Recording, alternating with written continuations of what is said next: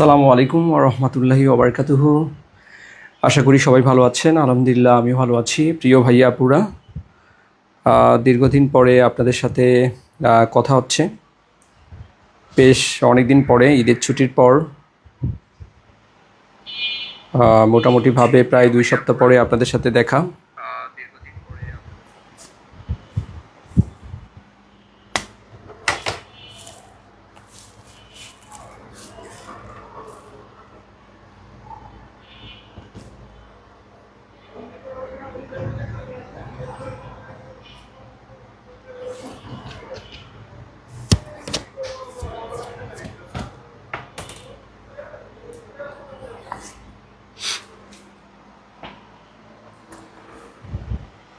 সব কিছু ঠিক আছে কিনা কমেন্টে একটু জানাবেন। যারা আছেন লাইভটি আমরা একটু শেয়ার করে দিব। যারা যারা এই মুহূর্তে দেখতে পাচ্ছি আমরা একটু কমেন্ট করব সব কিছু শোনা যাচ্ছে কিনা। দ্রুত আমরা একটু কমেন্ট করে দেই প্রপারলি শোনা যাচ্ছে কিনা।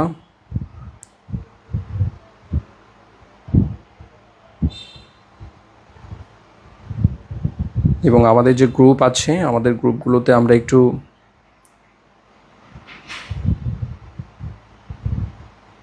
লিঙ্কটা শেয়ার করে দেই, তাহলে সবাই দেখতে পাবে।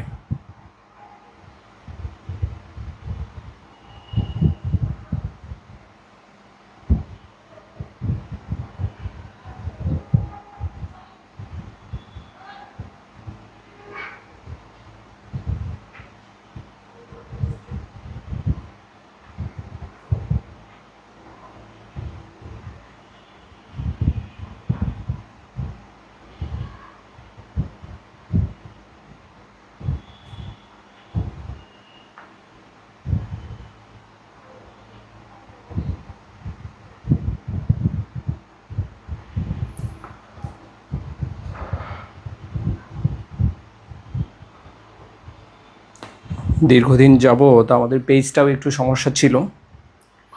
আপনারা জানেন যে আমাদের পেজটা হ্যাকড হয়েছিল। পেজের ফুল কন্ট্রোল হ্যাকারদের কাছে ছিল। তো 10 দিন পরে পেজটা আমরা ফিরে পেয়েছি। তা না হলে হয়তো লাইভে আসা যেত না, খুব মুশকিল হয়ে যেত। আমরা একটু সময় নিচ্ছি। আমাদের যে আমাদের গ্রুপগুলোতে আমরা লাইভটা একটু শেয়ার করে দেই। 1-2 মিনিট একটু সময় নিচ্ছি।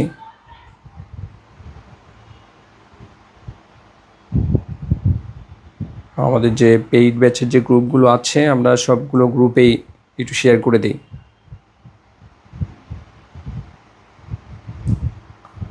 আর যারা যারা এই মুহূর্তে আছেন আমাদেরকে দেখতে পাচ্ছেন একটু কমেন্টের মাধ্যমে জানাবেন কে কোথায় থেকে যুক্ত হয়েছেন লাইভে। যারা আছি আমরা একটু কমেন্টের মাধ্যমে জানিয়ে দেই কে কোথায় থেকে যুক্ত হয়েছি।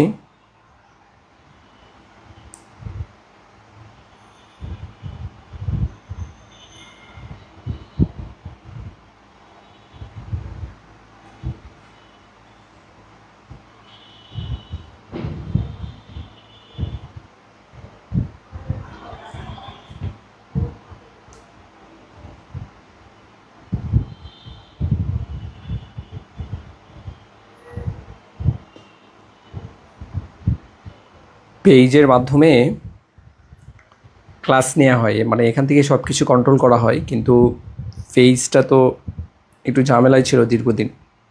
এই জন্য অনেকেই যারা মেসেজ করেছেন পেজে আমরা কিন্তু প্রপারলি তাদেরকে উত্তর করতে পারিনি, এই জন্য আন্তরিকভাবে দুঃখিত আমরা। ওকে, আমরা শেয়ার করে দিয়েছি, শেয়ার ডান। আমরা এখন ক্লাসে চলে আসবো।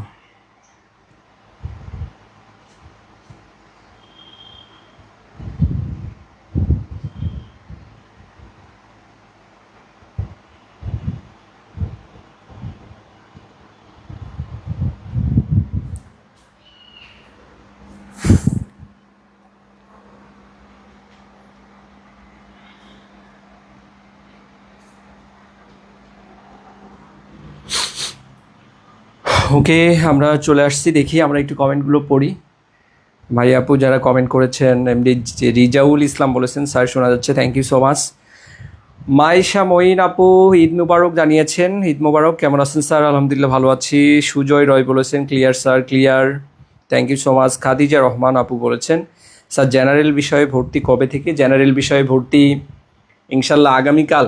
আপনাদের জেনারেল বিষয়ে কিভাবে আমরা পরীক্ষা নিব, কিভাবে জেনারেলের আমাদের যে 60 মার্কের যে প্রস্তুতি আছে সেটাকে কিভাবে আমরা 70টা পরীক্ষার মাধ্যমে কোন বই থেকে কিভাবে কতটুকু পড়বেন সব কিছু আমরা আগামীকাল ইনশাল্লাহ ডিটেইলস জানিয়ে দিব। এমডি সানাউল ইসলাম বলেছেন স্যার 5 ও 6 পরীক্ষা কবে হবে? 5 ও 6 পরীক্ষা আমরা ডেট জানিয়ে দিব। সানাউল ইসলাম বলেছেন আর জেনারেলের বই কোনটা কিনবো? জেনারেলের বইয়ের জন্য আমরা একটা সাজেস্ট করেছি, আমাদের একটা ডাইজেস্ট বই আমরা সাজেস্ট করেছি, সেইটা কিনবেন। এমডি আব্দুল মমিন ভাইয়া বলেছেন আসসালামু আলাইকুম স্যার। ওয়ালাইকুম সালাম। এবং যারা ফিজিক্সের আছেন, ফিজিক্সের এক্সাম ব্যাচ 5 তারিখ থেকে শুরু হওয়ার কথা ছিল, যেহেতু শুরু করতে করতেই মানে ঈদের পরে আসলাম, আজকে রুটিনটা ফাইনাল করার কথা আমাদের ফিজিক্সের জন্য, কিন্তু একটু মানসিকভাবে ডিস্টার্ব, মেন্টালি ডিস্টার্ব, কারণ পেজটা নিয়ে টানা 10টা দিন, মানে 21 তারিখে আমাদের পেজটা হ্যাকড হয়েছিল। এই 21 তারিখ থেকে মানে আজ পর্যন্ত, মানে আজ দুপুর পর্যন্ত খুব টেনশনে ছিলাম আমরা। এই পেজটা আমাদের কাছে ছিল না, তো এই কারণে আমরা আন্তরিকভাবে দুঃখিত। সব কিছুই ঈদের পরে শুরু হতে যাচ্ছে। আপনাদের ঈদের আগে আমাদের 2-3টা পরীক্ষা হয়তো মিসিং হয়েছে, সেই মিসিং পরীক্ষাগুলো আমরা ডেট দিয়ে দিব, সেই ডেট অনুযায়ী ইনশাল্লাহ পরীক্ষা দিবেন। যারা আছেন আমরা একটু কমেন্ট করি যে ঈদের মধ্যে তো আনন্দ উল্লাস হয়েছে, ফ্যামিলির সাথে আমরা সময় কাটিয়েছি। যারা ফ্যামিলির সাথে থাকেন তারা তো সব সময় থাকেন, আর যারা ফ্যামিলির বাইরে থাকেন, ম্যাচে থাকেন বা বিভিন্ন কাজের জন্য যারা ফ্যামিলির বাইরে থাকেন, হয়তো ফ্যামিলিতে আপনারা সময় দিয়েছেন। এই যে আমাদের ঈদের ছুটির পরে কিন্তু আমাদের পড়াশোনাকে গুছিয়ে নিতে হবে, কারণ নতুন চেয়ারম্যানের নিয়োগ হবে। নিয়োগ হওয়ার পরপরেই আমাদের সার্কুলার কিন্তু চলে আসবে। সার্কুলার চলে আসলে কিন্তু আর আমরা বেশি সময় পাবো না। তো এই জন্য আমাদের পড়াগুলো আমরা খুব সুন্দর করে গুছিয়ে রাখি। ইনশাল্লাহ পড়া শেষ হলে বারবার রিভিশন হবে, নিজেদের ভুলগুলো আমরা বুঝতে পারবো।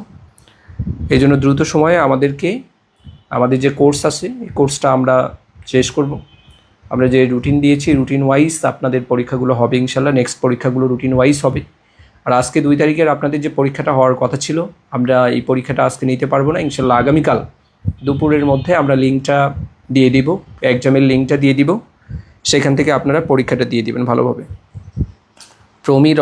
প্রমি বলেছেন আসসালামু আলাইকুম স্যার। ওয়ালাইকুম সালাম। নাজমুল হাসান ভাইয়া বলেছেন আসসালামু আলাইকুম স্যার, ভালো আছেন? ওয়ালাইকুম সালাম, আলহামদুলিল্লাহ ভালো আছি। অনেকেই আরও আমাদের সাথে যুক্ত আছেন। প্রিয় ভাইয়া পুরা, আমরা আমাদের যে আজকের গল্প, আমাদের মেটাল এক্সট্রাকশন, এই গল্পে এখান থেকে 1 থেকে 2 মার্কের প্রশ্ন হবে। মূলত এটা মানে যতগুলো অধ্যায় আছে আমাদের ইন্টারমিডিয়েট এবং এসএসসির মধ্যে, তো সবগুলো আমাদের যে চ্যাপ্টারগুলো অ্যানালাইসিস করে আমরা দেখেছি যে আজকের যে চ্যাপ্টার এটা একেবারেই ছোটো এবং সহজ চ্যাপ্টার। এখান থেকে 1 থেকে 2টা মার্কের প্রশ্ন হবে। কোথায় কোন জায়গা থেকে প্রশ্ন হবে একদম ফাইন্ড আউট করে দিচ্ছি, শুধু সেই জায়গাগুলোই পড়বেন, আর বাইরে থেকে পড়ার প্রয়োজন নাই, কারণ প্রশ্ন ওই একটা জায়গা থেকেই হবে, একটা প্রশ্ন হওয়ার কথা। দিলরুবা আক্তার দিশা আপু বলেছেন ভাইয়া পেইড ব্যাচের ক্লাস নিয়মিত নিলে খুশি হব। গুড, পেইড ব্যাচের ক্লাস নিয়মিত নেওয়া হবে, কোনো সমস্যা নাই। পেইড ব্যাচের ক্লাসগুলো নেওয়া হবে। এখন যেহেতু ঈদের ঝামেলা শেষ, ঈদের ছুটি শেষে আমরা আপনাদের লাইভ ক্লাসগুলো রুটিন দিয়ে দিব আজকে। আচ্ছা, আজকে আমরা লাইভ ক্লাসের রুটিনগুলো দিয়ে দেই। যে ক্লাসগুলো আমাদের লাইভ নেওয়া হবে সেগুলো আমরা আগে থেকেই নোটিশ দিয়ে জানাই দিব। আমরা আমাদের যে হোয়াটসঅ্যাপ গ্রুপ আছে, হোয়াটসঅ্যাপ গ্রুপে নোটিশ আপনারা পেয়ে যাবেন, ঠিক আছে? হোয়াটসঅ্যাপ গ্রুপে নোটিশ পেয়ে যাবেন। যেমন আমরা ফিজিক্সেরও এখানে নোটিশ দিয়ে দিয়েছি, তাদের ক্লাস আমরা সব কিছু মিলে আগামীকাল আমরা আপনাদের নোটিশগুলো দিয়ে দিব। আর যে ক্লাসগুলো বাকি আছে সবগুলো ক্লাসই হবে, ডন্ট ওয়ারি। আপনাদের পূর্ণাঙ্গ প্রস্তুতির জন্য। এটা যেহেতু লেংদি একটা কোর্স, মানে এটা আপনি কোর্সে ভর্তি হয়েছেন আর কোর্সের ক্লাস শেষ হয়ে যাবে, বিষয়টা এরকম না।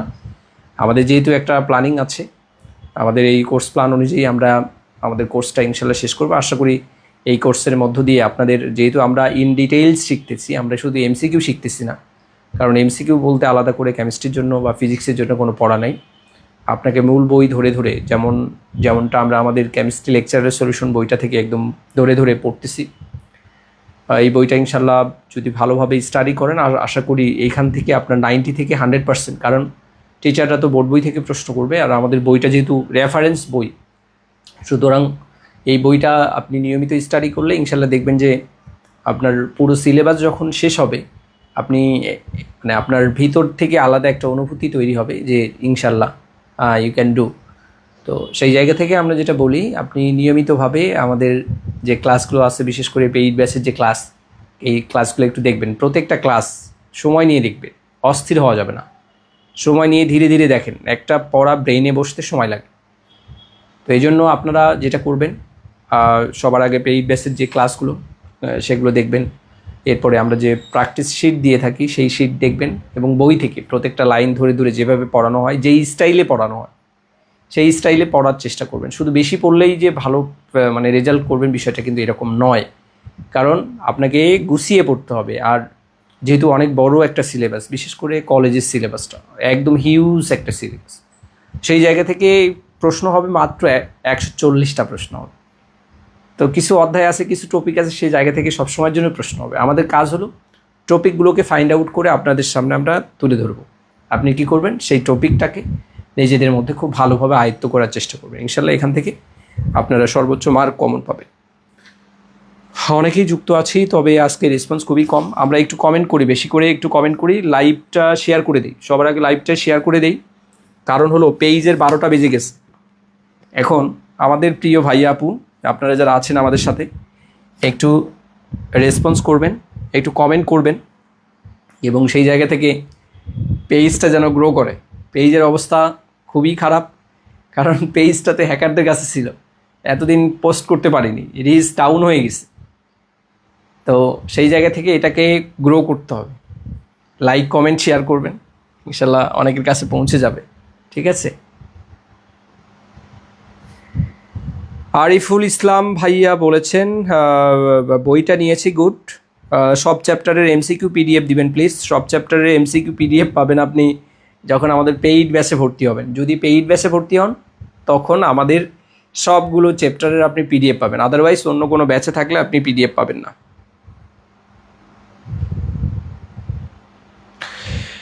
জিনাত বলেছেন আসসালামু আলাইকুম। ওয়ালাইকুম আসসালাম। একটু জানতে চাই, কি জানতে চাচ্ছেন? এটা কি এক্সাম ব্যাচের গাইডলাইন ক্লাস নাকি পেইড ব্যাচের ডিটেইলস ক্লাস?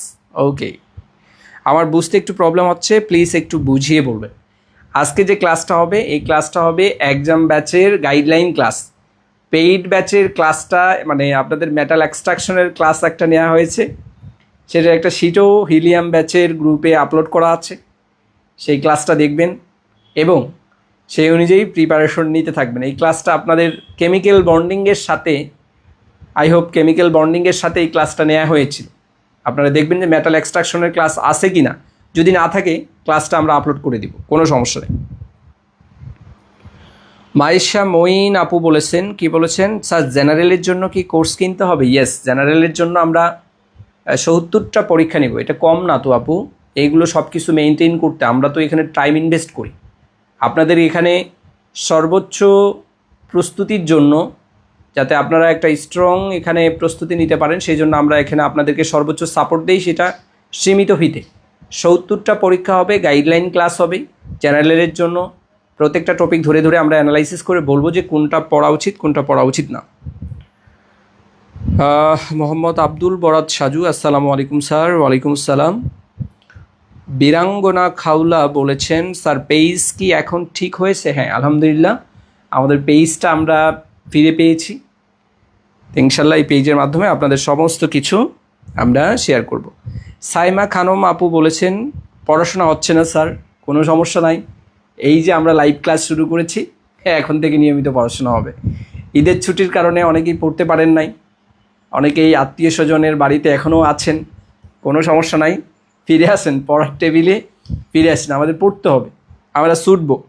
প্রথম সপ্তাহ 2-1টা আমরা ক্লাসগুলো নিচ্ছি, এবং আমাদের যে নিয়মিত ক্লাস, পেইড ব্যাচের নিয়মিত ক্লাস, লিথিয়াম ব্যাচে যারা যুক্ত হয়েছেন, হিলিয়াম ব্যাচে যারা যুক্ত আছেন, নিয়মিত ক্লাসগুলো হবে, কোনো সমস্যা নাই, নিয়মিত ক্লাসগুলো হবে। জিনাত বলেছেন তাহলে পেইড ব্যাচের ডিটেইলস ক্লাস কবে শুরু হবে? পেইড ব্যাচের ডিটেইলস ক্লাস শুরু হবে, আপনাদের হোয়াটসঅ্যাপ গ্রুপে নোটিশ পাবেন, ডিটেইলস ক্লাস শুরু হবে। এই যে আমরা পেজটা ফিরে পেয়েছি, তো এই কারণে ইনশাল্লাহ আমরা আপনাদের ক্লাসগুলো শুরু করব।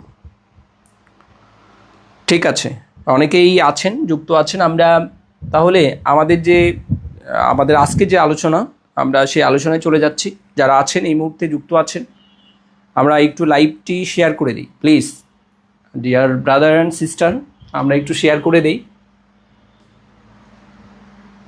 কী অবস্থা, এরকম উল্টায় গেল কেন? চমৎকার। ওকে, আমরা একটু দেখি, আমাদের 2 তারিখে তো পরীক্ষা, অর্থাৎ 1 তারিখের পরীক্ষাটা আজকে নেওয়ার কথা ছিল, সমস্যা নাই, এই পরীক্ষাটা আমরা নিব। দেখেন, আমরা রুটিনটা একটু অ্যানালাইসিস করি, সেই জায়গা থেকে আপনাদের বুঝতে সুবিধা হবে। আচ্ছা, এইখানে মেবি আমাদের যে আমাদের যে এক্সাম 5, অর্থাৎ এক্সাম 5, এক্সাম 6 এবং এক্সাম 7, এই 3টা পরীক্ষা আপনাদের নেওয়া হয়নি।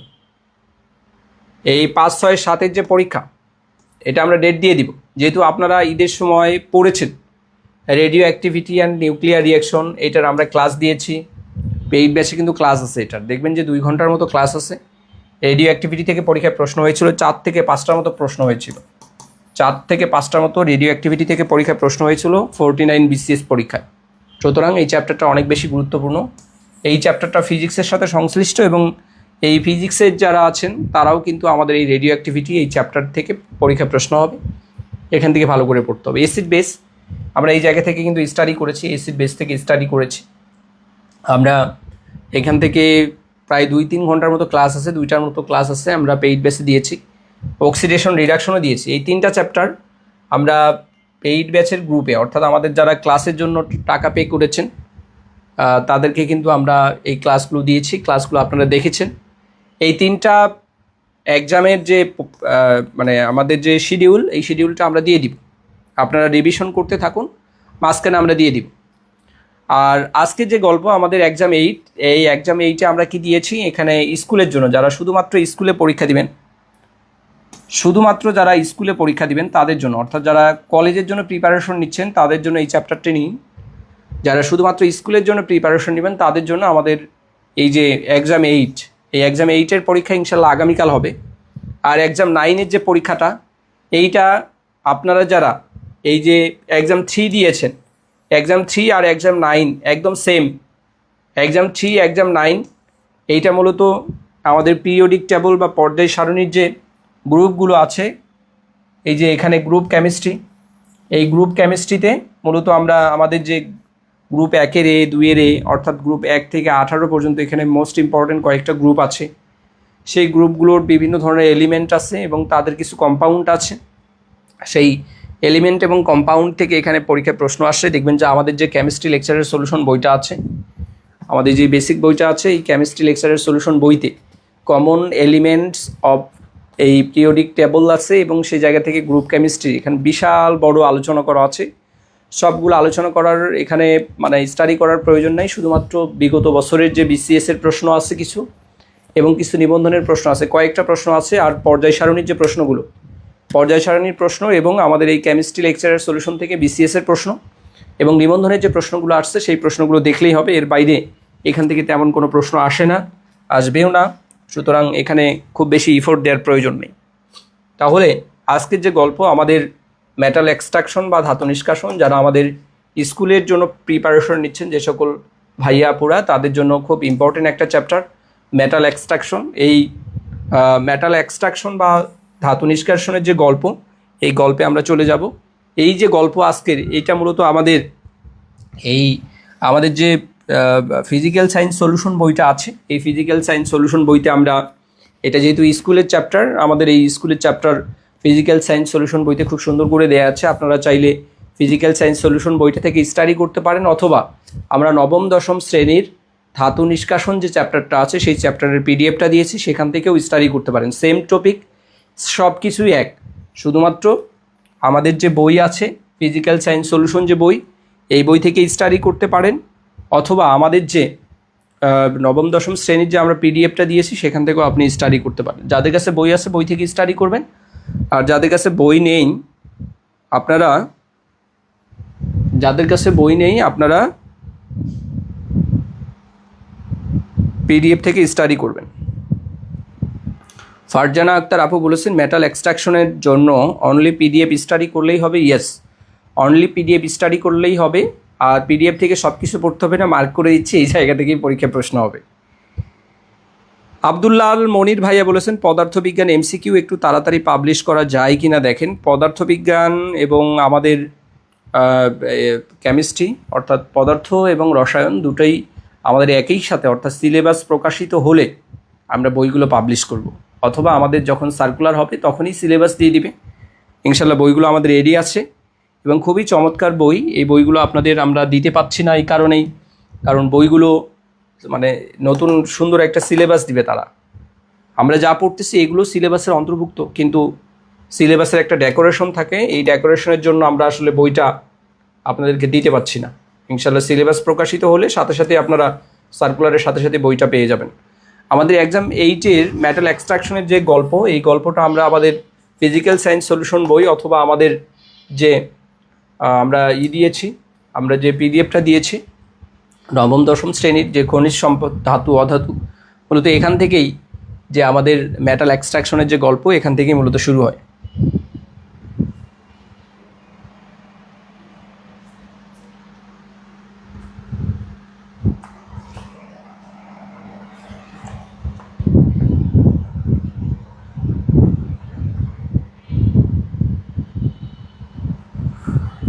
এমডি মামুন রানা বলেছেন পিডিএফ কোথায় দিয়েছেন স্যার? পিডিএফ দিয়েছি তো, পিডিএফ হোয়াটসঅ্যাপ গ্রুপে দিয়েছি ভাইয়া।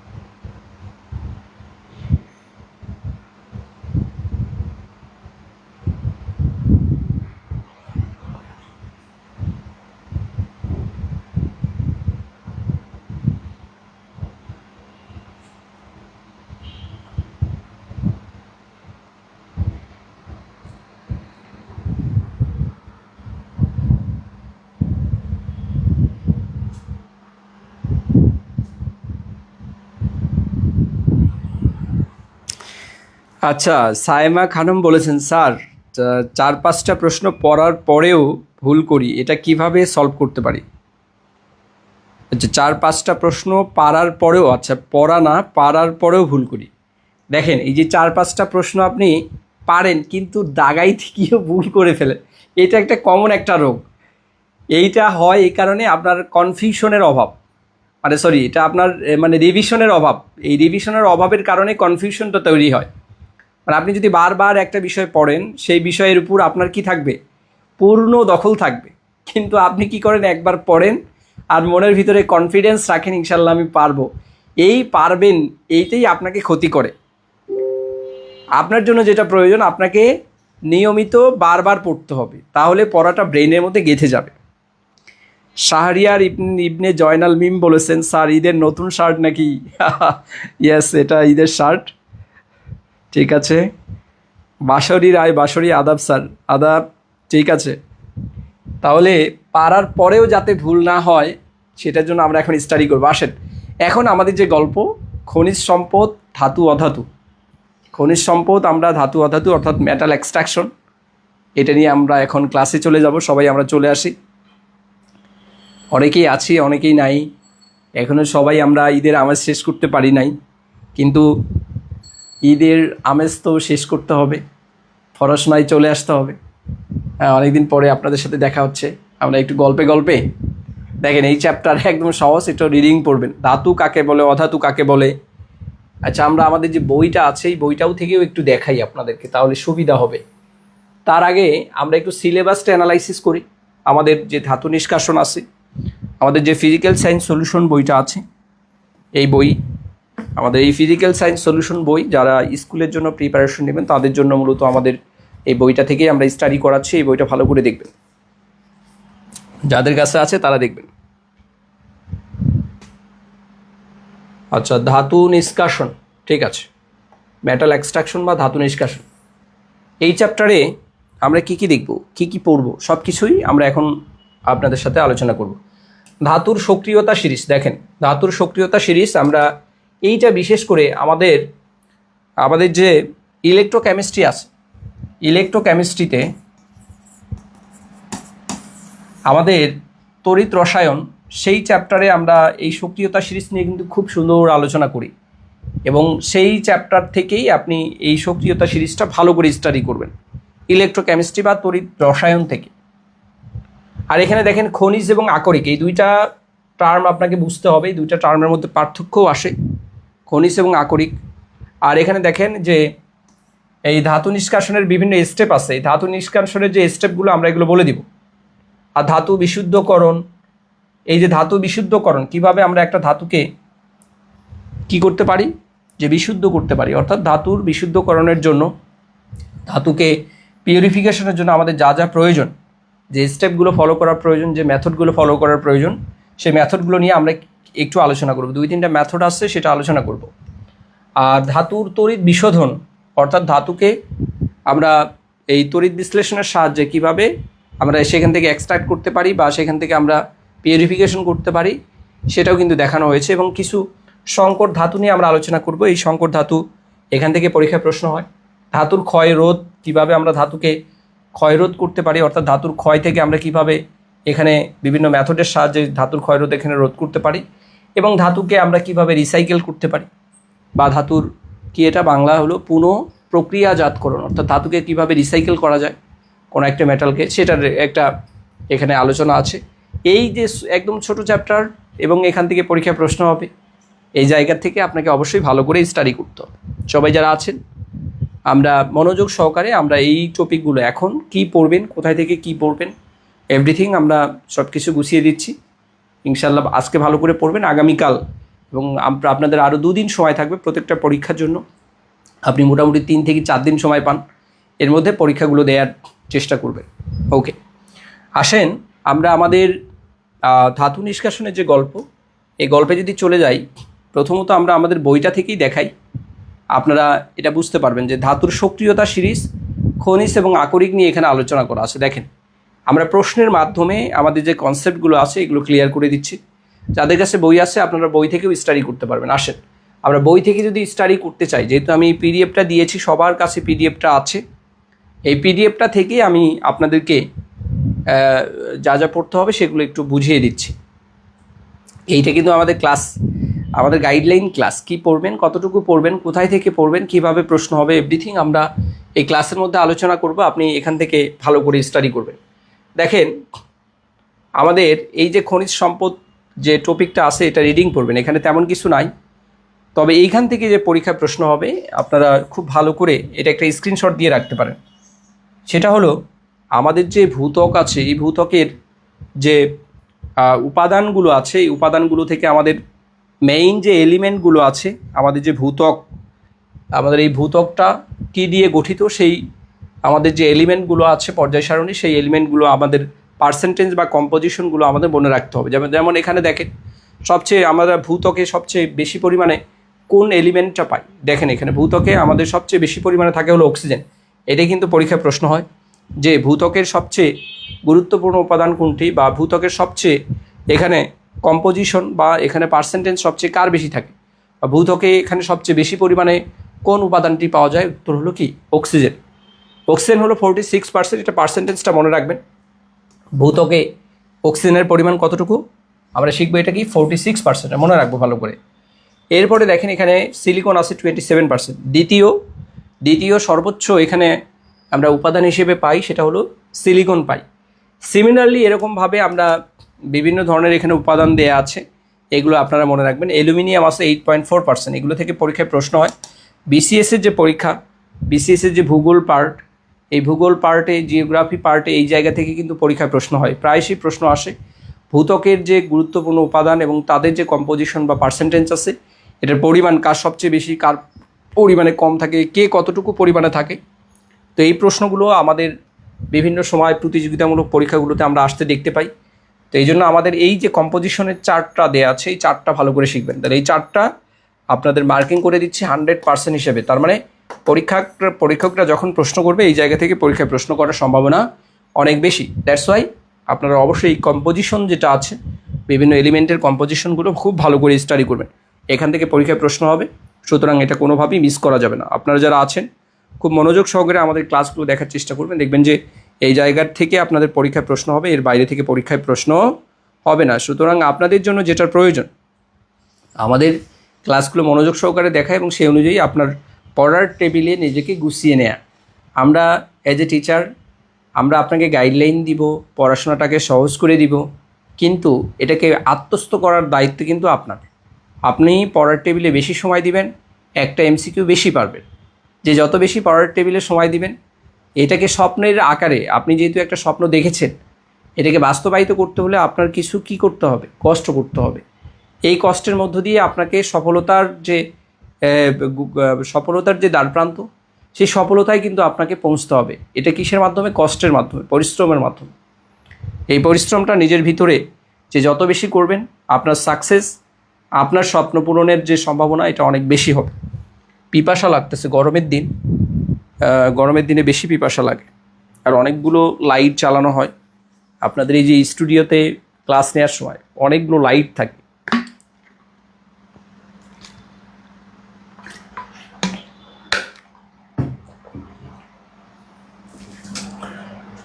গ্রাম থেকে আসার পরে, মানে গ্রামীণ পরিবেশ থেকে শহুরে পরিবেশে আসলাম হঠাৎ করে, মানে কয়েকদিন থেকে, সপ্তাহখানেক থেকে। সেই জায়গা থেকে একটা মুভমেন্টের কারণে এই যে ঘুম প্লাস স্বাভাবিক যে বিষয়গুলো, এগুলো একটু চেঞ্জ হয়ে যায়। তো এটা মানিয়ে নিতে একটু সময় লাগবে। আর জার্নি করে আসার কারণে অনেক কিছুই এখন ইজি হয়নি।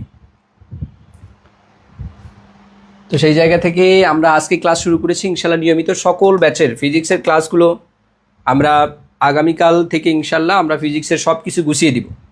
কেমিস্ট্রি যেরকম গুছিয়ে দিচ্ছি, ফিজিক্সের ক্লাস মাঝখানে কিছুদিন অফ ছিল, আপনাদের ক্লাসগুলো আমরা সব কিছু গুছিয়ে দিব। এখানে শিলা নাই, এই যে শিলা আছে, শিলা পড়তে হবে না, শিলা আমাদের টপিকে নাই, শিলা পড়তে হবে না, আমরা এটা মার্কিং করে দিচ্ছি।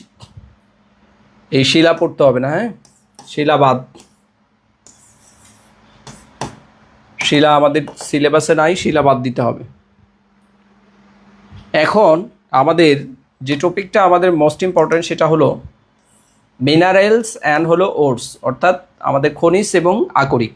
এই দুটো টার্ম অনেকেই বুঝেন না। এই দুইটা টার্ম থেকে পরীক্ষায় প্রায়শই প্রশ্ন আসতে দেখা যায়।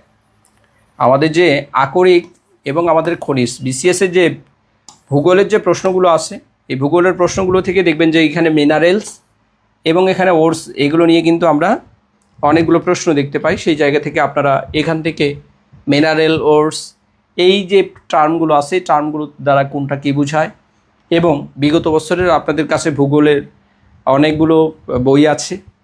আপনারা যারা চাকরি প্রার্থী আছেন সবার কাছে জব সলিউশন আছে, অথবা বেসিক বই আছে ভূগোলের এই চ্যাপ্টারের মিনারেল এবং ওরস থেকে আপনি একটু রিডিং পড়লেও হবে, আর বিগত বছরের প্রশ্নগুলো দেখলেও হবে। আচ্ছা, আমরা আলোচনা করতেছি না, আলোচনাগুলো ক্লাসের মধ্যে দেওয়া আছে, সেগুলো দেখবেন। খনিজ সম্পদের অবস্থান এগুলো পড়ার প্রয়োজন নাই। ধাতু নিষ্কাশন বা মেটাল এক্সট্রাকশন দেখেন আমরা। আচ্ছা, এইখানে আমরা ছোট্ট একটা আলোচনা করি 2 মিনিটের জন্য, তাহলে আপনাদের বুঝতে সুবিধা হবে। খনিজ এবং আকরিকের মধ্যে পার্থক্যটা কি দেখেন। আমাদের এই যে আমাদের পৃথিবী, এই পৃথিবীতে বিভিন্ন প্রকার ধাতু আছে এবং বিভিন্ন প্রকার অধাতু আছে। এই ধাতু এবং অধাতুকে একত্রে আমরা বলতেছি কি? খনিজ বলতেছি। এই খনিজ যে পদার্থগুলো আছে সেই খনিজ পদার্থগুলোর মধ্যে সব কিছুই কিন্তু আমাদের প্রফিটেবল নয়, মানে সবগুলো আমাদের দৈনন্দিন বা আমাদের যে কমার্শিয়াল যে পারপাস আছে সেটার জন্য কিন্তু ইউজফুল নয়। তো যেগুলো ইউজফুল এবং যেটাকে আমরা আমাদের জন্য প্রফিটেবল মনে হয় সেই খনিজগুলো থেকে আমরা যে প্রফিটেবল খনিজগুলো আমরা পাই সেটাকে আমরা বলবো কি আকরিক, যেটাকে আমরা ওর্স বলি। এই ওর্স থেকে আমরা বিভিন্ন ধরনের মেটালকে এক্সট্রাক্ট করতে পারি। তাহলে খনিজের মধ্যে ধাতু আছে, অধাতু আছে, সেখান থেকে ওর্স হলো যেগুলো আমাদের জন্য প্রফিটেবল, যেগুলো আমাদের জন্য ইউজফুল এবং যেগুলো আমাদের দৈনন্দিন জীবনে আমাদের এই কমার্শিয়াল লাইফে যেগুলো আমাদের জন্য প্রয়োজন, সেইখান থেকে আমরা আরও কিছু পরিমাণে এখান থেকে আমরা খনিজ বের করে নিতে পারি। তো সেই খনিজগুলোকে আমরা বলবো আকরিক। তার মানে আকরিকগুলো কিন্তু খনিজ, আবার সব খনিজের কিন্তু আকরিক হিসেবে ব্যবহার করা হয় না। এই জন্য প্রায়শই পরীক্ষায় আসে যে খনিজ পদার্থগুলো এইগুলো কিন্তু সবগুলো আকরিক হিসেবে কাজ করে না, কিন্তু আকরিকগুলো এগুলো কিন্তু খনিজ পদার্থ। এই জন্য আপনাদের এই টার্মটা ভালো করে মনে রাখবেন যে সকল আকরিকই হলো খনিজ পদার্থ, কিন্তু সকল খনিজ পদার্থ কিন্তু আকরিক নয়। এই গল্পটা এটা কিন্তু প্রায়শই প্রশ্ন আসে, অনেকেই বুঝতে পারেন না। আমি একদম ছোট্ট আলোচনা, 1 মিনিটের আলোচনার মধ্য দিয়ে আপনাদেরকে এই খনিজ এবং আকরিকের মধ্যে যে পার্থক্যটা আছে সেটা কিন্তু বোঝানোর চেষ্টা করলাম। সবাই একটু দেখবেন, এই রিডিং পড়বেন, এগুলো ছোটো বাচ্চাদের পড়া, আপনারা এখান থেকে দেখলেই ইনশাল্লাহ বুঝবেন। ধাতু নিষ্কাশন আছে, আমরা এই যে আকরিকটা নিলাম, অর্থাৎ আমাদের জন্য প্রফিটেবল এবং আমাদের ডেইলি লাইফে কমার্শিয়াল লাইফে প্রফিটেবল যে মিনারেলসগুলো আছে সেটাকে আমরা বলি ওর্স বলি, আকরিক বলি। এই আকরিক থেকে আকরিকের মধ্যে বিভিন্ন ধরনের আছে, মেটাল একত্রে থাকতে পারে, বিভিন্ন ধরনের ধাতু অধাতু একত্রে থাকতে পারে। এই ওর্সের মধ্যে আরও আমাদের মেটাল, নন মেটাল অথবা মেটালয়েড আছে, আমাদের যে বিভিন্ন ধরনের এলিমেন্টগুলোকে আমরা বিভিন্নভাবে ভাগ করে থাকি। তো সেই জায়গা থেকে আমাদের জন্য প্রফিটেবল এলিমেন্টটাকে এক্সট্রাক্ট করার জন্য কিছু স্টেপ ফলো করতে হয়। ওর্স থেকে আমরা বিভিন্ন ধরনের মেটালকে এক্সট্রাক্ট করার জন্য যে স্টেপগুলো ফলো করতে হয় সেই স্টেপগুলো নিয়ে এখন আমরা আলোচনা করব। এখানে বিভিন্ন প্রকার স্টেপ থাকে, আমরা ইন্টারমিডিয়েটের বইগুলোতে বিভিন্ন ধরনের আমরা আলোচনা পড়ে থাকি। তো সেই জায়গা থেকে আমরা সেই স্টেপগুলো আমরা একটু দেখার চেষ্টা করব। দেখেন এখানে অনেকগুলো স্টেপ দেওয়া আছে। এই স্টেপগুলো একটা হলো আকরিককে চূর্ণ বিচীর্ণকরণ, অর্থাৎ আমরা এখানে ক্রাশিং করব। প্রথমে একটা আকরিককে নিয়ে আমরা এটাকে ক্রাশিং করব, ভেঙে ছোটো ছোটো টুকরো করব। এরপরে আকরিকের ঘনীকরণ, অর্থাৎ এই যে আমরা ক্রাশিংকৃত, অর্থাৎ আমরা যে আকরিকটাকে আমরা ক্রাশিং করলাম, ক্রাশিং করার পরে সেটাকে আমরা কনডেনসেশন করব, ঘনীকরণ করব, এটাকে ঘন করব। এরপরে দেখেন ঘনীকৃত আকরিককে অক্সাইডে রূপান্তর, অর্থাৎ এই যে আমাদের কনডেনসেশন স্টেপের পরে আমাদের এই যে আকরিকগুলো আছে, এই ঘনীকৃত আকরিকটাকে আমরা করব, অক্সাইডে রূপান্তরিত করব। এরপরে দেখেন এই অক্সাইড থেকে ধাতব অক্সাইড, অর্থাৎ ধাতুর যে অক্সাইডটা তৈরি হলো সেই ধাতুর অক্সাইড থেকে অক্সিজেনকে রিমুভ করার মধ্য দিয়ে আমরা সেখান থেকে পাবো, আমরা একটা ফ্রি এলিমেন্ট পাবো। অর্থাৎ আমাদের যে মেটালটা আছে সেই মেটালটা কিন্তু আমরা এই চতুর্থ স্টেপের মাধ্যমে পাবো। এরপরে দেখেন এই মেটালের মধ্যে বিভিন্ন ধরনের অপদ্রব্য থাকতে পারে, বিভিন্ন ধরনের এখানে আমাদের আননেসেসারি আমাদের যে এখানে এলিমেন্ট থাকতে পারে, সেটাকে আমরা কিভাবে পিউরিফিকেশন করব সেই মেথড বা সেই স্টেপের নাম এটা কিন্তু ধাতু বিশুদ্ধকরণ। তাহলে আমাদের যে এই 5টা স্টেপের মাধ্যমে আমরা ধাতুকে করতে পারি, বিশুদ্ধ করতে পারি। এখন প্রত্যেকটা স্টেপের জন্য কিছু পরিমাণে দেয়া আছে, প্রত্যেকটা স্টেপের জন্য কিছু পরিমাণে মেথড দেয়া আছে। এই মেথড দেয়া আছে এবং সেই মেথডটা কমপ্লিট করতে গিয়ে এখানে বিভিন্ন ধরনের এখানে ইনস্ট্রুমেন্ট আছে, অর্থাৎ এখানে যে যন্ত্রপাতি আছে এবং এখানে কিছু কেমিক্যাল ইউজ করা হয়। সব মেথডে আমরা কেমিক্যাল কিন্তু ইউজ করি না, কিছু ফিজিক্যাল ট্রিটমেন্ট মেথড আছে, সেখানে আমাদের ইনস্ট্রুমেন্ট যেগুলো আছে সেই ইনস্ট্রুমেন্টগুলোর আমাদের নাম মনে রাখতে হয়। তো আমরা সেই জায়গা থেকে আমরা এখন দেখব কোন কোন স্টেপে আমাদের ইনস্ট্রুমেন্টগুলো মনে রাখতে হবে, নামগুলো মনে রাখতে হবে, এবং আমাদের যে কেমিক্যাল কিছু লাগে বিভিন্ন স্টেপের ক্ষেত্রে সেগুলো আমাদের মনে রাখতে হবে, এবং মেথডগুলো আমরা কিভাবে আমরা এটাকে অ্যাপ্লাই করব সেই মেথডগুলো কিন্তু আমাদের জন্য এগুলো জানা প্রয়োজন। যারা আছেন এই মুহূর্তে যারা আছেন আমরা একটু কমেন্ট করব যে বুঝতে পারতেছেন কি না। সবাই কিন্তু আমরা একটু কমেন্টের মাধ্যমে জানিয়ে দিব। ভাই আপু যারা আছেন, আমরা যে 5টা মেথড ছোট্ট অ্যাট এ গ্লেন্স আমরা আলোচনা করেছি, এটা বুঝতে পেরেছেন কি না সবাই আমরা একটু কমেন্টের মাধ্যমে জানাবো। এখন পর্যন্ত যতটুকু আলোচনা হলো বুঝতে পেরেছেন কি না সবাই আমরা একটু কমেন্টের মাধ্যমে জানিয়ে দিই। প্রিয় ভাই আপু দ্রুত আমরা একটু কমেন্ট করি।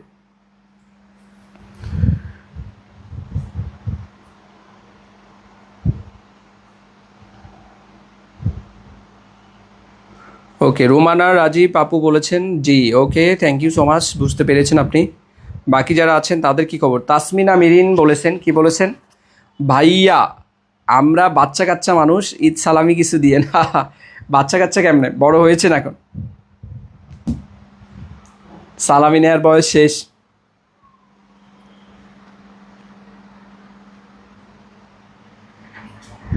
ওকে, সবাই আমরা একটু কমেন্ট করি বুঝতে পেরেছি কিনা। তাহলে দেখেন এই যে স্টেপগুলো, মানে যা যা স্টেপগুলো আছে, মানে এই যে আকরিককে চূর্ণ বিচূর্ণকরণ, অর্থাৎ প্রথমে আমরা ক্রাশিং করব। এই ক্রাশিং দেখেন এখানে বিভিন্ন ধরনের ক্রাশার আছে, এই ক্রাশারের সাহায্যে আমরা ক্রাশিং করব। অর্থাৎ আমরা যেরকম যে ইট ভাঙি না, ইটকে গুঁড়ো গুঁড়ো করি বিল্ডিং করার সময়, মানে খোয়া তৈরি করার সময় আমরা যে বিভিন্ন ক্রাশার করি না, ক্রাশ, এই ক্রাশারের সাহায্যে ছোটো ছোটো টুকরো করি ইটকে খোয়া বানানোর জন্য। তো এরকম করে বড় আকরিক এক জায়গায় থাকে, তো সেটাকে বিভিন্ন ধরনের ক্রাশার আছে, অর্থাৎ বিভিন্ন ধরনের আকরিকের জন্য বিভিন্ন ধরনের ক্রাশার পাওয়া যায়। সেই ক্রাশারের সাহায্যে আমরা এটাকে ক্রাশিং করব, ছোটো ছোটো টুকরো করব। এটাই বলা হচ্ছে যে আকরিককে চূর্ণ বিচূর্ণকরণ। আমরা এটাকেও করবো, কিন্তু এগুলো মনে রাখবো, এগুলো মনে রাখলেই সহজ, এটা সহজ তো একদম।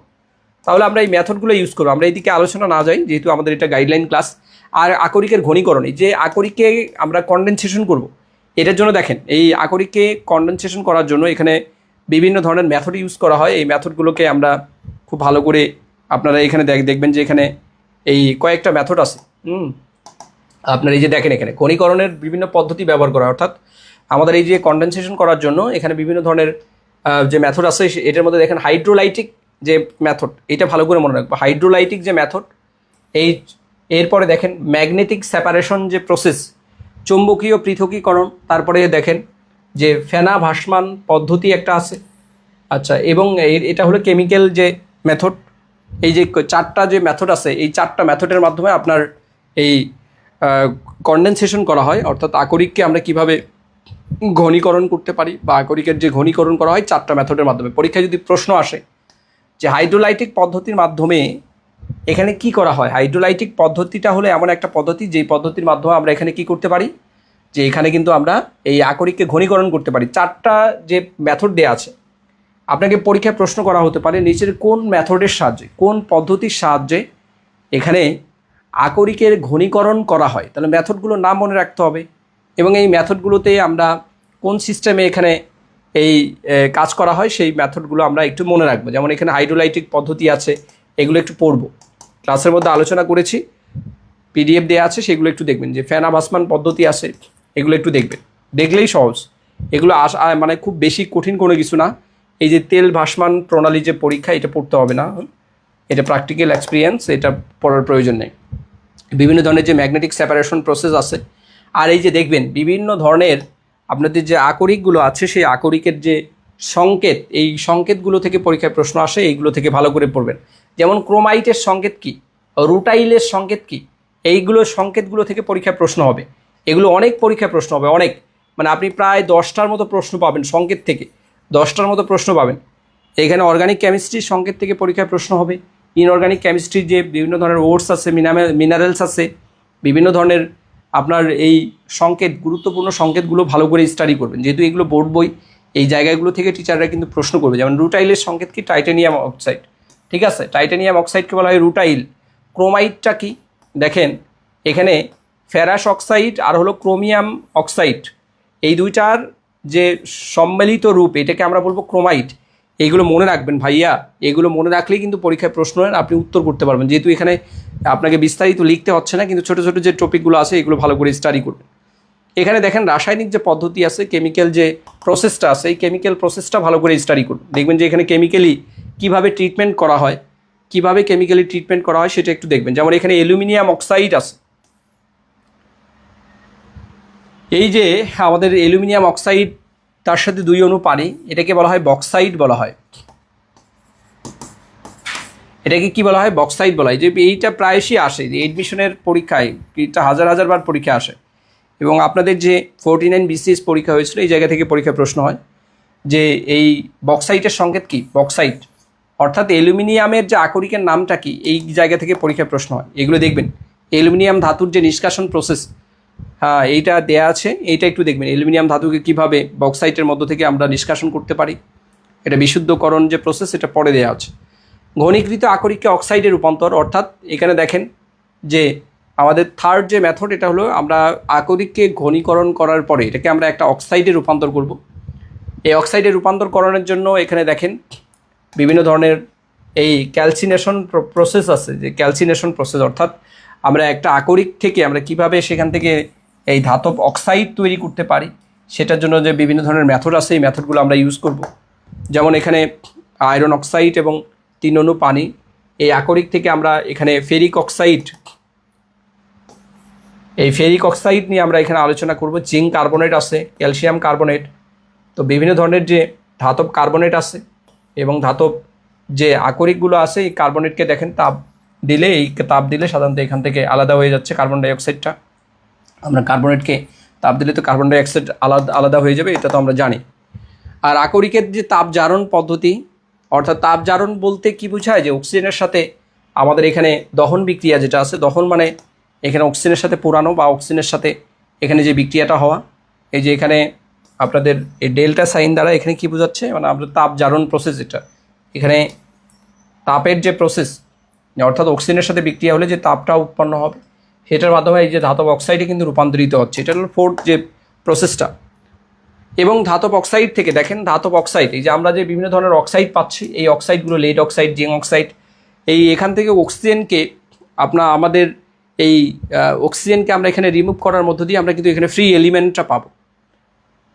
এই যে অক্সিজেনকে রিমুভ করার জন্য এখানে বিভিন্ন ধরনের প্রসেস দেওয়া আছে, সেই প্রসেসগুলো আমরা একটু মনে রাখবো।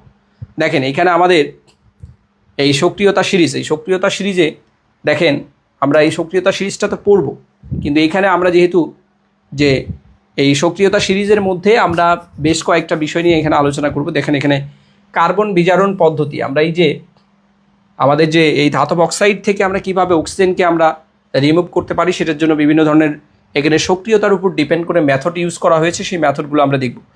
দেখেন এখানে জিঙ্ক থেকে শুরু করে লেড পর্যন্ত এটাকে আমরা কার্বন বিজারণ, অর্থাৎ কার্বনের সাহায্যে আমরা এখান থেকে কি করতে পারি, অক্সিজেনটাকে রিমুভ করতে পারি, অর্থাৎ কার্বন বিজারণ যেটা আছে সেই কার্বন বিজারণের মাধ্যমে আমরা এখানে জিঙ্ক, আয়রন এবং লেডের যে বিভিন্ন ধরনের অক্সাইড আছে সেখান থেকে আমরা এখানে অক্সিজেনকে রিমুভ করতে পারি। বিজারণ মানে হাইড্রোজেন সংযোজন। বিজারণ মানে কি, বিজারণ মানে হলো হাইড্রোজেন সংযোজন, হাইড্রোজেন সংযোজন এবং অক্সিজেন বিয়োজন, হাইড্রোজেন সংযোজন অক্সিজেন বিয়োজন, এটাকে হলো কি বিজারণ। আর জারণ মানে কি, জারণ মানে অক্সিজেন সংযোজন, অক্সিজেন সংযোজন, আর হাইড্রোজেন হলো বিয়োজন, হাইড্রোজেন বিয়োজন। তা বিজারণ মানে কি, তাহলে অক্সিজেন বিয়োজনটা। তাহলে এখানে বিভিন্ন ধরনের মেথড দেওয়া আছে, অর্থাৎ আমাদের সক্রিয়তা সিরিজের উপর ডিপেন্ড করে এইখানে ধাতুর সক্রিয়তার ক্রম অনুযায়ী এখানে কোন কোন ধাতুকে আমরা কিভাবে এখানে তাপজারণ পদ্ধতির মাধ্যমে আমরা এখানে বিজারিত করতে পারি সেগুলো আমরা একটু দেখব। এবং লাস্টলি আমরা এখানে দেখেন যে অ্যালুমিনিয়াম অক্সাইড, অর্থাৎ বক্সাইড যে আকরিকটা ছিল সেই বক্সাইড থেকে আমরা অ্যালুমিনিয়াম যে ধাতুর বিশুদ্ধকরণের যে প্রসেসটা আছে সেটাও দেওয়া আছে, এখানে কার্বন বিজারণ যে পদ্ধতিগুলো আছে। এবং আমরা বলেছিলাম না যে জিঙ্ক যেটা আছে, জিঙ্ক থেকে শুরু করে লেড পর্যন্ত এটা হলো কার্বনের সাথে বিক্রিয়া হবে, হওয়ার পরে এখান থেকে কার্বন মনোঅক্সাইড যে এই যৌগটা পাবো সেটা আলাদা হয়ে যাবে এবং প্রত্যেকটা আমাদের যে এলিমেন্ট, এই প্রত্যেকটা এলিমেন্ট কিন্তু ফ্রি হয়ে যাচ্ছে। তার মানে আমরা আকরিক থেকে আমরা কি পেলাম, যে ফ্রি এলিমেন্টটা পেলাম, মানে জিঙ্কটাকে পেলাম। এখন এই জিঙ্কটার মধ্যে বিভিন্ন ধরনের অপদ্রব্য মিশ্রিত থাকে, মানে জিঙ্কটাকে আমরা পিওর অবস্থায় পাই না। তো এটাকে পিওর করার জন্য আমাদের পিওরিফিকেশন প্রসেস তখন ফলো করতে হবে। তাহলে জিঙ্ক, আয়রন, লেড, তারপরে কপার যেটা আছে, কপারকেও আমরা কার্বন বিজারণ পদ্ধতিতে, তো এখান থেকে আমাদের ধাতব অক্সাইড থেকে, ধাতুর যে অক্সাইড এখান থেকে অক্সিজেনটাকে সে কী করবে, কার্বনের মাধ্যমে সরাই নিতে পারবে। তবে এখানে সক্রিয়তার উপর ডিপেন্ড করে হবে, কেন হবে, কীভাবে হবে, বিস্তারিত আমরা ক্লাসে আলোচনা করেছি, সেই ক্লাসগুলো একটু দেখে নিয়ে। ধাতুর বিশুদ্ধীকরণ, ধাতুর বিশুদ্ধীকরণের জন্য আমরা আমাদের যে ইলেকট্রোলাইসিস অর্থাৎ তড়িৎ বিশ্লেষণ যে প্রসেস, সেখানে কিন্তু প্রত্যেকটা ধাতুকে কিভাবে আমরা অ্যানোড বা ক্যাথোডে আমরা এখানে এই বিশুদ্ধ করতে পারি অ্যানোড এবং ক্যাথোড ইউজ করে, সেগুলো কিন্তু আমরা আমাদের তড়িৎ রসায়ন ইলেকট্রোকেমিস্ট্রিতে আমরা সুন্দর করে আলোচনা করেছি। ফিজিক্যাল কেমিস্ট্রি, হিলিয়াম ব্যাচের ফিজিক্যাল কেমিস্ট্রির যে ক্লাস তড়িৎ রাসায়নিক সিরিজ, সেখানে আমাদের যে তড়িৎ বিশ্লেষ্য যে কোর্সটা আছে সেখানে আমরা বিস্তারিত আলোচনা করেছি, সেখান থেকে আপনি এটা দেখে নিতে পারেন। ধাতুর যে বিশুদ্ধকরণ যে প্রসেসটা, একই প্রসেস মূলত সেখানে সুন্দর করে দেওয়া আছে। এবং এখানে বিভিন্ন ধরনের ধাতু থেকে বিভিন্ন ধরনের ধাতুকে আমরা কি করতে পারি, যে এখানে বিভিন্ন ধরনের মেথডের সাহায্যে আমরা, অর্থাৎ এখানে ইলেকট্রোলাইসিস প্রসেসের সাহায্যে ধাতুর বিশুদ্ধকরণ করা হয়। এই যে তড়িৎ বিশ্লেষণ যে পদ্ধতি, অবিশুদ্ধ কপারের যে বিশুদ্ধকরণ আমরা এই খুব সুন্দর করে এখানে আলোচনা করেছি, সেগুলো একটু দেখবেন। ক্লাসে আলোচনা করেছিলাম ইলেকট্রোলাইসিস প্রসেস। এবং এখানে বাত্তা চুল্লিতে আমরা এখানে দেখেন যে আয়রন, এই বাত্তা চুল্লির সাহায্যে আমরা আয়রনকে কি করতে পারি, এখানে এই আয়রনের যে আকরিক থেকে আমরা আয়রনকে এখানে বিশুদ্ধ যে আয়রন পেতে পারি, সেই জায়গা থেকে আমাদের এইটা একটু রিডিং পড়বেন। হ্যাঁ, এই চিত্রটা একটু ভালো করে দেখার চেষ্টা করবেন। চিত্রটা বাত্তা চুল্লির যে চিত্রটা আছে একটু দেখে নেবেন, এক নজরে দেখে নেবেন। সিলেবাসে নাই, এটা পরীক্ষায় সাধারণত আসে না, আপনারা দেখবেন। এখন আমরা বিভিন্ন ধরনের যে আকরিক আছে, সেই আকরিকের যে সংকেতগুলো আছে, মানে এখন পর্যন্ত যা যা আকরিক আমাদের এই যে টপিক বোর্ড বইয়ের মধ্যে আছে, এগুলো এখানে সুন্দর করে দেওয়া আছে। যেমন যে মার্কারির যে আকরিকের নাম কি, যে সিনাবার, এই যেটা কি বলা হয় মার্কিউরিক সালফাইড নাকি HgS। তো এখানে জিঙ্ক আছে, জিঙ্ক ব্লেন্ড, হ্যাঁ, যে জিঙ্ক ব্লেন্ডের সাহায্যে কিন্তু জিঙ্ক ধাতু আমরা পাই। ক্যালামাইন হলো জিঙ্ক কার্বনেট, অর্থাৎ আমরা জিঙ্কের আকরিকের নাম পরীক্ষা আসে যে জিঙ্কের আকরিকের নাম কোনটি। লেডের আকরিক হলো গ্যালেনা, গ্যালেনা থেকে আমরা লেডকে কিন্তু কি করতে পারি, এক্সট্রাক্ট করতে পারি। এখানে আয়রন আছে, আয়রনের 3টা আকরিক, এখানে সুন্দর নাম, ঠিক আছে। এই যে দেখেন টাইট আছে, সবগুলোর সাথে টাইট আর হলো নাইট, বুঝলাম না, সবগুলোই তো টাইট হবে, আবার এখানে শেষেরটা নাইট দিল কেন? ঠিক আছে, এখানে দেখেন ম্যাগনেটাইট, হেমাটাইট, লিমোনাইট। তাহলে এই যে 3টা আকরিকের নাম এবং সংকেত মনে রাখবেন ভালো করে, যে আয়রনের আকরিক কোনগুলো এবং ম্যাগনেটাইট। পরীক্ষা আরও উল্টোভাবে পরীক্ষা প্রশ্ন হতে পারে, যেমন হলো হেমাটাইট আছে, লিমোনাইট আছে, ম্যাগনেটাইট আছে, এগুলো কোন ধাতুর আকরিক হিসেবে এগুলোকে ইউজ করা হয়। অথবা এখানে আরও প্রশ্ন হতে পারে ম্যাগনেটাইটের সংকেত কোনটা, এখানে হেমাটাইটের সংকেত কোনটা, লিমোনাইটের সংকেত কোনটা। সংকেত কিন্তু পরীক্ষায় ভুল করে ফেলবেন, এই জন্য বারবার পড়বেন, তাহলে পরীক্ষায় আর ভুল হবে না।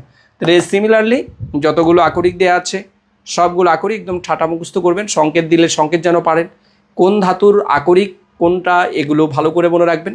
ইনশাল্লাহ এখান থেকে পরীক্ষায় প্রশ্ন আসলে আপনি সুন্দরভাবে এখান থেকে আপনি যে প্রশ্নগুলো হবে এখান থেকে সঠিক উত্তর করতে পারবেন। নির্বাচিত সংকর ধাতু, আমরা কিছু অ্যালয় পড়ব। অ্যালয় হলো বিভিন্ন ধাতুর যে মিশ্রণ, অর্থাৎ বিভিন্ন ধাতুকে একত্রিত করে আমরা অ্যালয় তৈরি করতে পারি। আমরা যে এই যে পিওর এলিমেন্টগুলো নিয়ে কাজ করলাম না, এই পিওর এলিমেন্টগুলোকে আমরা এখন একত্রিত করে বিভিন্ন ধরনের, যেমন আমরা পৃথিবীতে 118টা মৌল আবিষ্কৃত হয়েছে, এটাকে কাজে লাগিয়ে পৃথিবীতে অসংখ্য ধরনের কি তৈরি হয়েছে বলেন তো? 118টা মৌল থেকে অসংখ্য ধরনের এখানে বিভিন্ন ধরনের কম্পাউন্ড তৈরি হয়েছে, সে জায়গা থেকে আমরা কিন্তু পৃথিবীতে এখনও বেঁচে আছি। এই 118টা এলিমেন্টের সমন্বয়ে আমরা আরও কিছু অ্যালয় তৈরি করেছি, সেই অ্যালয়গুলোকে আমরা আমাদের প্র্যাকটিক্যাল লাইফে, কমার্শিয়াল লাইফে এগুলো কিন্তু আমরা ইউজ করে থাকি।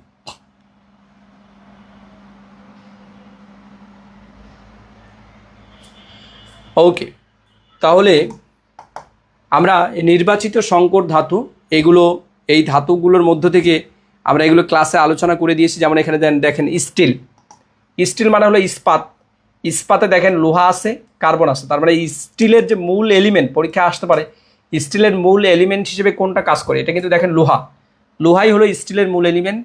আর এটাকে আমরা আরও স্ট্রং করার জন্য আমরা এখানে 1% কার্বন মিশ্রিত করি এই স্টিলের মধ্যে, যেটাকে আমরা ইস্পাত বলি। আর মরিচাবিহীন ইস্পাত, এইটাকে আসলে আমরা আমাদের যে হাজারি স্যারের বই আছে, হাজারি স্যারের বইতে আমরা আরও সুন্দর করে এখানে আরও দেওয়া আছে, ক্রোমিয়াম দেওয়া আছে, এই জন্য আমরা এটাকে মনে রাখতে পারি মরিচাবিহীন ইস্পাত। ফেরি করে নিকেল কিনি, ফেরি করে নিকেল কিনি, তাহলে ফেরি করে, ফেরি তো হলো আয়রন, করে তো হলো ক্রোমিয়াম, আর নিকেল মানে হলো নিকেল। ফেরি করে নিকেল কিনি, কিনিতে হলো কার্বন, ঠিক আছে।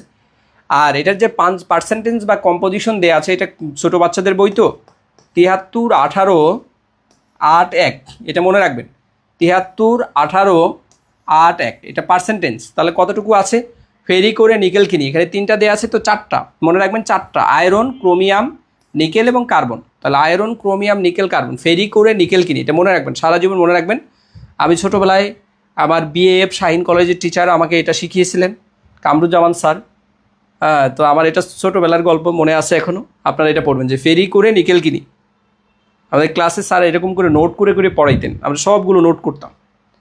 নোট করে করে স্টাডি করলে এগুলো মনে থাকে। আপনারা আপনাদের বইতে খাতায় লিখে রাখেন, ফেরি করে নিকেল কিনি 73-18-8-1, এটা ভালো করে মনে রাখবেন। 73-18-8-1 আয়রন, ক্রোমিয়াম, নিকেল এবং কার্বন, এই যে কম্পোজিশনটা ভালো করে মনে রাখবেন, ফেরি করে নিকেল কিনি। তাহলে এই যে কম্পোজিশনটা দেয়া আছে এটা পড়ার প্রয়োজন নাই, এইটা ভুলে যান। মনে রাখবেন 73-18-8-1 মরিচাবিহীন ইস্পাত, এটা কিন্তু খুব বেশি ইম্পর্টেন্ট, এটা পরীক্ষায় প্রশ্ন আসে। মরিচাবিহীন ইস্পাত, আমরা এই যে মরিচাবিহীন যে ইস্পাত আছে, যেমন এই যে ছুরি আছে, এই যে ছুরি আছে, আমরা এই যে কাজের জন্য ইউজ করি যেটা হলো মরিচাবিহীন ইস্পাত, এইটাই দিয়েই মূলত তৈরি করেছি। তাহলে এই যে আয়রন, ক্রোমিয়াম, নিকেল এবং কার্বন, 4টা এলিমেন্টের সাহায্যে আমরা এই যে একটা এখানে কম্পাউন্ড তৈরি করেছি যেটাকে আমরা অ্যালয় বলি। তাহলে এই যে মরিচাবিহীন ইস্পাত, যেখানে আমরা মরিচা ধরে না, আমাদের মা বোনেরা আমাদের যে আছে কিচেনের মধ্যে বিভিন্ন ধরনের যে আমাদের জিনিসপত্র ইউজ করেন, রান্নার যে জিনিসপত্র, সেখানে কিন্তু আমরা এই যে স্টেইনলেস স্টিল বা মরিচাবিহীন ইস্পাতকে কিন্তু আমরা দেখতে পাই। তাহলে এটার ব্যবহারগুলো তেমন আসে না, তারপর একটু দেখে নেবেন। যেমন পিতল, ঠিক আছে, পিতল এইটাকে মানে ব্রাশ বা পিতল, এটা ইংলিশে বলা হয় ব্রাশ, বাংলা এটাকে বলা হয় পিতল, এটা মনে রাখবেন, ঠিক আছে। তাহলে এখানে দেখেন কপার আছে, জিঙ্ক আছে। পিতলে আমরা কি পাই? কপার আর জিঙ্ক পাই। পার্সেন্টেজগুলো মনে রাখবেন, কম্পোজিশনগুলো মনে রাখবেন। আর কাঁসা, ব্রোঞ্জ বা কাঁসা, দেখেন এখানে কপার আছে আর টিন আছে, কপার বেশি 90%। আর ডুরালুমিন, এই ডুরালুমিন দেখেন উড়োজাহাজের যে বডি আছে, আমাদের উড়োজাহাজের বডি, বাইসাইকেলের বিভিন্ন ধরনের পার্টস, শক্ত জিনিসপত্রের জন্য আমরা ডুরালুমিনকে ইউজ করি।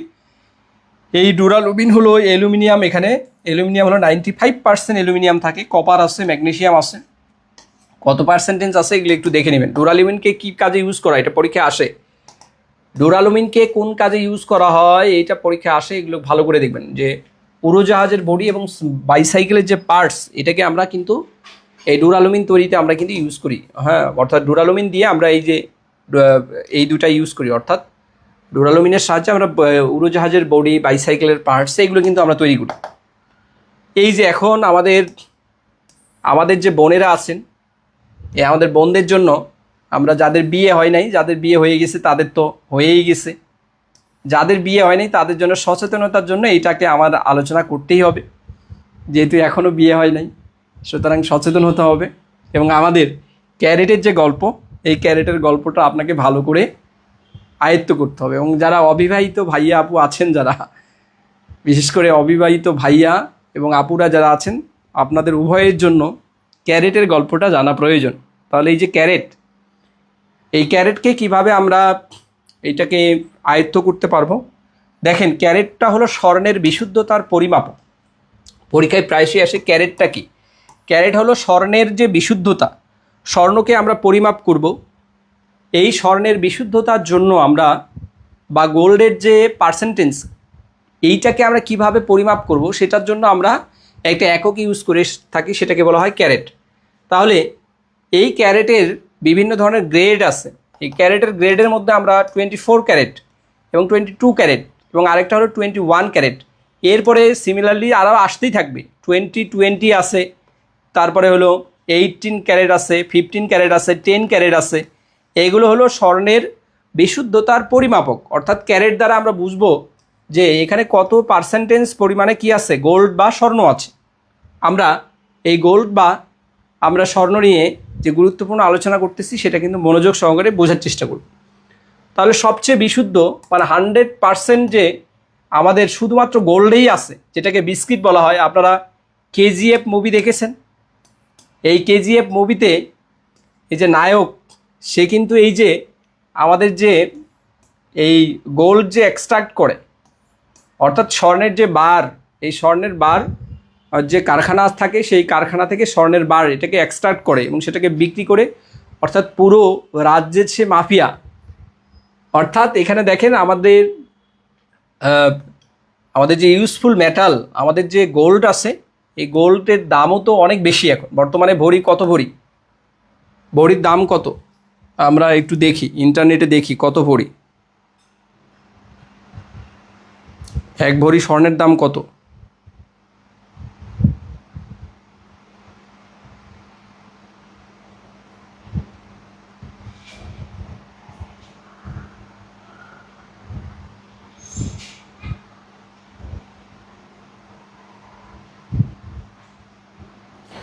আচ্ছা, আজকের বণিক বার্তায় দিয়েছে যে 22 ক্যারেট 22 ক্যারেট, এইটা হলো 2,34,855 টাকা। ওরে সর্বনাশ, এত টাকা কম ছিল তো, বেড়ে গেছে 2,34,000 টাকা, মানে 22 ক্যারেটের যেটা।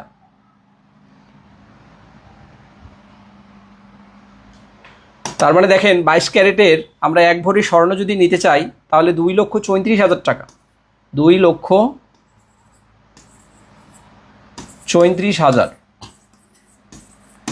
তাহলে এই 2,34,000 এ তো কম না, অনেক, প্রায় মানে প্রায় 2.5 লক্ষের কাছাকাছি, অনেক দাম। বিয়ে করা কঠিন হয়ে গেছে ছেলেদের জন্য। তাহলে আমাদের এই যে 22 ক্যারেটের যে স্বর্ণ এখানে দেখেন, তার মানে আমাদের 24 ক্যারেট, মানে এটা বিস্কিট, এটা হলো 100% স্বর্ণ। এই স্বর্ণ দিয়ে আবার কিছুই হবে না। তাহলে এই যে আমাদের 22 ক্যারেট স্বর্ণ, মানে গোল্ড যে বার, অর্থাৎ আমাদের যে স্বর্ণকাররা এই গোল্ড বার নিয়ে আসেন, বা যারা বিভিন্ন দেশে থাকেন, বিশেষ করে দুবাইতে যারা থাকেন, মধ্যপ্রাচ্যে যারা থাকেন, যেখানে স্বর্ণ পাওয়া যায়, তো সেই জায়গা থেকে আমাদের এই যে 24 ক্যারেট যে বিস্কিট, এই গোল্ডের যে বিস্কিট, অর্থাৎ 100% বিশুদ্ধ যে স্বর্ণ, এখানে স্বর্ণ ছাড়া আর অন্য কোনো কিছু নাই, মূলত সেটাকে আমরা এই 24 ক্যারেট বলি। আর 22 ক্যারেট মানে এখানে দেখেন স্বর্ণ আছে, কিন্তু সেখানে কম পরিমাণের স্বর্ণ আছে, কত, 87%, 87.5%। আর এই যে স্বর্ণের সাথে এখন আমরা এই বাকি যে আমাদের পার্সেন্টেজ আছে সেখানে আমরা কপার মিশাবো, কত পার্সেন্ট, 12.5%, এবং আরও অন্যান্য ধাতু। তাহলে আমরা 22 ক্যারেট এখানে স্বর্ণ আছে কিন্তু কমে গিয়েছে, কত দেখেন 87-তে আসছে। তাহলে এই 22 ক্যারেটের দাম কিন্তু বর্তমানে আজকে যেটা দেখলাম ইন্টারনেটে 2,34,000 টাকা ভরি। এটাকে আমরা অলংকার হিসেবেই ইউজ করতে পারি।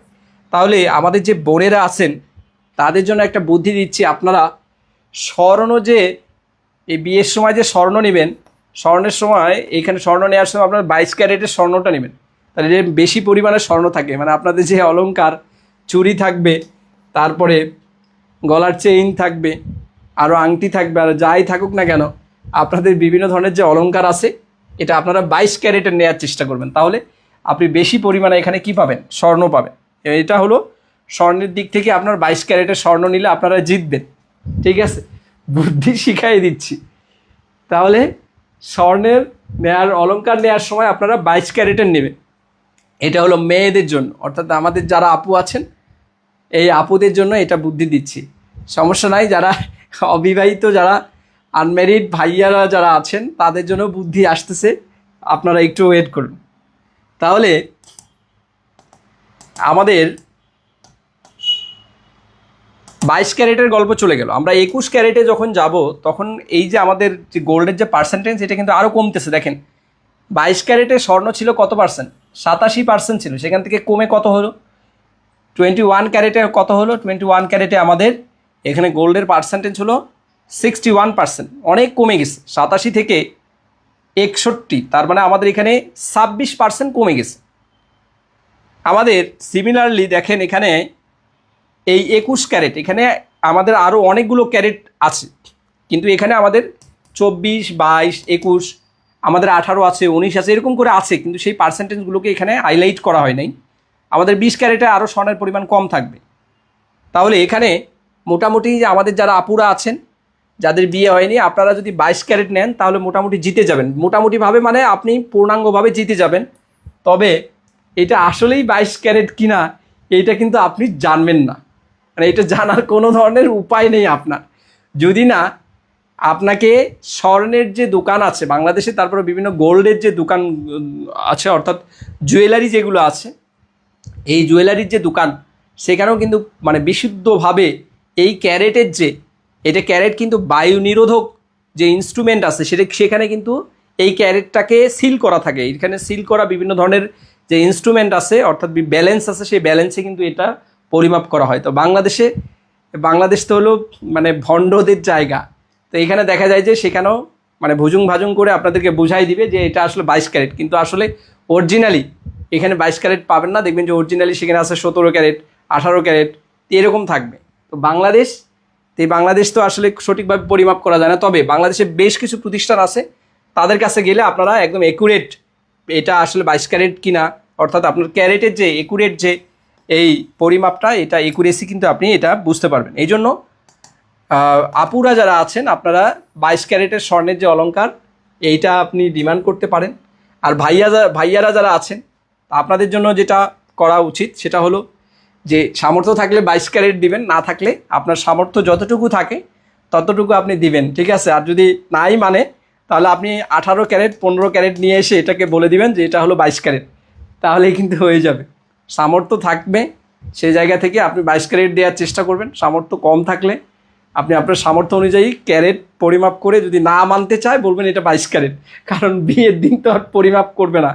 তবে হ্যাঁ, অনেক ফ্যামিলি আছে বিয়ের আগে তাদের পারিবারিকভাবে হ্যাঁ এটা কিন্তু পরিমাপ করা হয়, কারণ পরবর্তীতে সংসার ভাঙার বিভিন্ন ধরনের স্টেপ থাকে। আমাদের সমাজে এখন তো ডিভোর্সের হার বেড়ে গেছে। আমাদের এডুকেটেড ফ্যামিলিগুলোতে কিন্তু খুব বেশি পরিমাণে ডিভোর্স হচ্ছে, বিশেষ করে ঢাকা শহরে ডিভোর্সের পরিমাণ, পরকীয়া, অর্থাৎ এই সমাজের মধ্যে আমাদের যে বিয়ে যে বিষয়টা অর্থাৎ সামাজিক বন্ধনটা এটা কিন্তু ব্রেকডাউন হচ্ছে। তো সেই জায়গা থেকে আমাদের সচেতনভাবে প্রত্যেকটা আমাদের বন্ধনকে সামনে এগিয়ে নিয়ে যাওয়ার জন্য, আমরা এই পৃথিবীতে খুব বেশি দিন থাকবো না, অল্প কিছুদিন থাকবো, আমাদের সচেতনভাবে প্রত্যেকটা সম্পর্কে আমরা গুরুত্ব দেওয়া উচিত এবং আমরা সেগুলো নিয়ে একটু ভাবা উচিত। সেই জায়গা থেকে আমরা এই ক্যারেটের যে গল্প, আমরা ক্যারেট বুঝলাম, ক্যারেট থেকে আজকে আমাদের যে শিক্ষাটা আমরা অনেক কিছু আলোচনা করলাম, এখান থেকে অনেক কিছু লার্নিংস দেখলাম। আর বাকি যেগুলো আছে সেগুলো রিডিং করবেন, আর এখান থেকে তেমন কোনো কিছু আলোচনা নাই। বাকি যেগুলো আছে আপনারা ইলেকট্রোলাইসিস, অর্থাৎ আমাদের যে ইলেকট্রোলাইসিস যে প্রসেস আছে সেখানে আমরা মেটালের যে পিউরিফিকেশন প্রসেস এইগুলো কিন্তু আমরা আলোচনা করেছি। জিনাত বলেছেন 22 ক্যারেট মার্ক করা থাকে গয়নার মধ্যে, এগুলো গয়নার মধ্যে মার্ক করা থাকলেও এগুলো ভুয়াভাবে মার্ক করা থাকে, এগুলো একুরেটলি আসলে পাওয়া খুবই মুশকিল।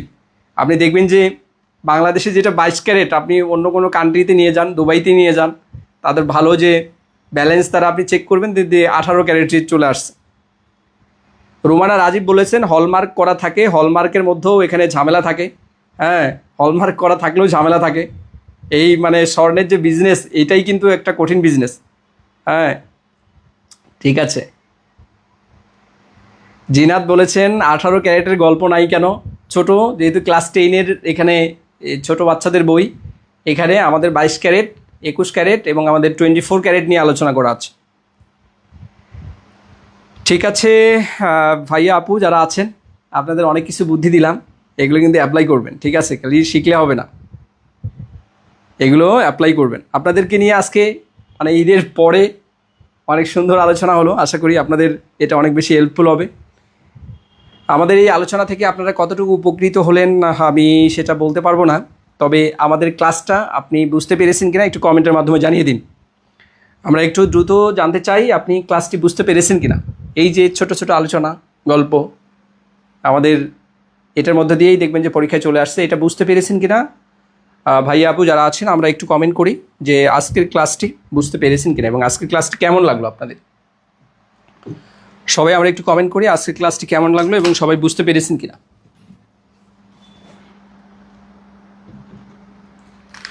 সবাই আমরা একটু দ্রুত কমেন্ট করব ক্লাসটি কেমন লেগেছে এবং ক্লাসটি আপনি বুঝতে পেরেছেন কিনা। আজকের যে আলোচনা, ছোট্ট আলোচনা, আশা করি এখান থেকে পরীক্ষায় প্রশ্ন কমন পাবেন। এটা বুঝতে পেরেছেন কিনা সবাই আমরা একটু কমেন্ট করি, দ্রুত আমরা একটু কমেন্ট করবো এবং ক্লাসটি আমরা একটু শেয়ার করে দিব, লাইভ ক্লাসটি শেয়ার করে দিব, অনেকেই দেখতে পাবে।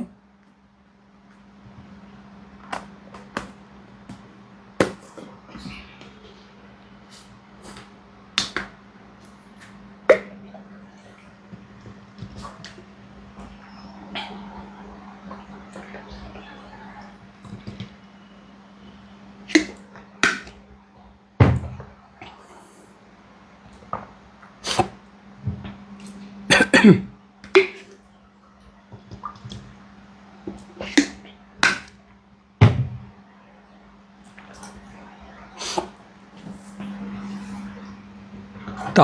আমরা একটু দ্রুত কমেন্ট করি ভাইয়া আপু যারা আছি, ক্লাসটি আমরা বুঝতে পেরেছি কিনা। রুমানা রাজীব বলেছেন amazing, thank you so much. MD Sumon Ahmed ভাইয়া বলেছেন নাইস। প্রমি বলেছেন বুঝতে পারছি sir, thank you so much. Saima Khanam বলেছেন আলহামদুলিল্লাহ ভালো বুঝলাম, thank you so much. Mohammad Abdul Barad Saju বলেছেন ক্লিয়ার স্যার, ওকে ঠিক আছে, সবাইকে ধন্যবাদ। সবাই ভালোভাবে পড়াশোনা করুন।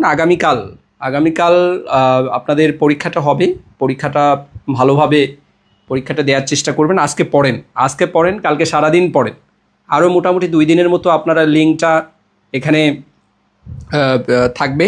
লিঙ্কটা আপনারা যেহেতু 2-3 দিন থাকবে, সুতরাং যাদের পড়া হবে না আপনারা স্টাডি করবেন ভালোভাবে, পড়া শেষ করে তারপরে আপনি খুব সুন্দরভাবে এই পড়াটা গুছিয়ে আপনি পরীক্ষাটা দিবেন ইনশাল্লাহ। আগামীকাল আপনাদের লিঙ্ক দেওয়া হবে।